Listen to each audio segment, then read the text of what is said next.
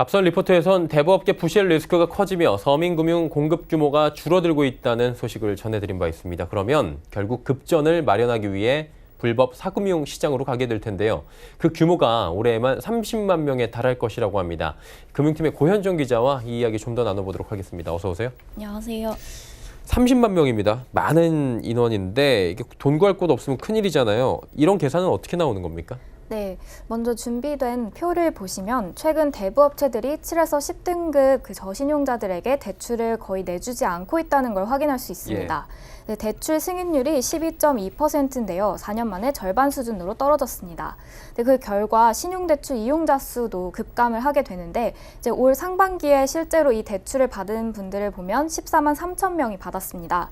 이제 올 하반기에도 이만큼 받는다고 가정을 했을 때 그러면 7에서 10등급 분들이 대부업을 통해 받게 되는 경우가 30만 명이 되겠죠. 그런데 작년에 그 대부업 신용대출 이용자 수는 60만 명으로 집계돼 있습니다. 그러니까 1년 만에 남은 30만 명이 돈을 빌릴 곳이 없어지게 된다는 계산입니다.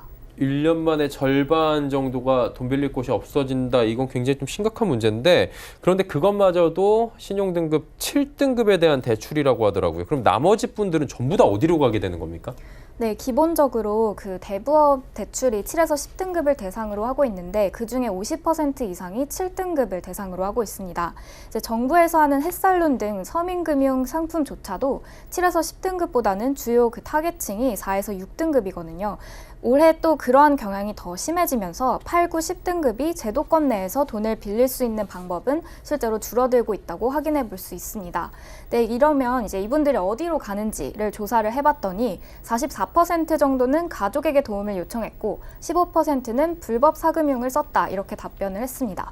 그리고 아예 포기를 했거나 파산을 하신 분들도 30% 이상이라고 인 것으로 나타났습니다. 그러니까 절반 정도가 불법적인 루트를 이용을 할 수밖에 없거나 파산을 하는 경우가 생긴다는 건데 대부업계가 리스크 관리하면서 이런 일이 생긴 거잖아요. 왜 이렇게까지 리스크 관리하게 된 겁니까? 네, 가장 큰 이제 주요 원인은 이제 너무 빨리 법정 최고금리를 낮췄다는 데 있는데요. 지난해 법정 최고금리가 27.9%에서 24%로 내려갔고 또 최근 들어서 20%로 더 낮추겠다는 이야기도 나오고 있습니다. 네, 이 일본 같은 경우에는 20년 동안 20%포인트를 낮췄는 거에 반해서 우리나라는 15년 동안 42%포인트를 낮췄거든요. 그러니까 이 급격한 금리 인하가 그 시장의 기능을 훼손하고 있다는 지적이 나옵니다. 근데 실제로 금융연구원의 보고서에 따르면 연 25%를 최고금리로 했을 때 7등급 이하 차주 20만 명이 시장에서 배제가 되고 이제 연 20%인 경우에는 53만 명이 제도권 금융에서 이탈하게 된다는 보고서가 나왔습니다. 네. 우리나라에만 그런데 비단 뭐 이렇게 어려운 분들이 계시는 건 아닐 것 같고요. 해외 사례도 좀 듣고 싶은데 다른 나라는 서민금융 시스템이 어떤 식으로 운영됩니까?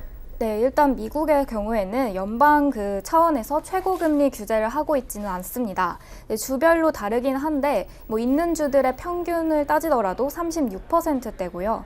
이제 미국의 경우에는 2주나 한 달 이런 식으로 이제 단기 급전의 경우에는 연이율이 300%에서 1000%까지 받을 수 있도록 하는 페이데이론을 통해서 서민금융을 굴리고 있습니다.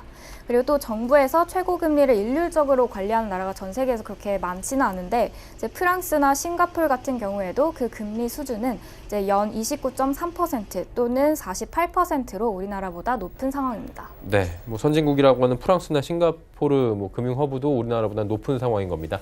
보면 최고금리 낮추고 대부업 대출 규모를 딱 줄였다는 건 언뜻 보면 선하기만 한 것처럼 보일 수 있습니다. 이런 이유 때문에 인기를 얻는 정치적 수단으로도 쓰이곤 한다고 하는데 실제로 이 부분을 뜯어놓고 보면 정말 어려운 사람들을 더 힘들게 만든다는 역설을 낳기도 한다는 점들을 반드시 정책하시는 분들은 알아두셨으면 합니다. 오늘 말씀 잘 들었습니다. 감사합니다.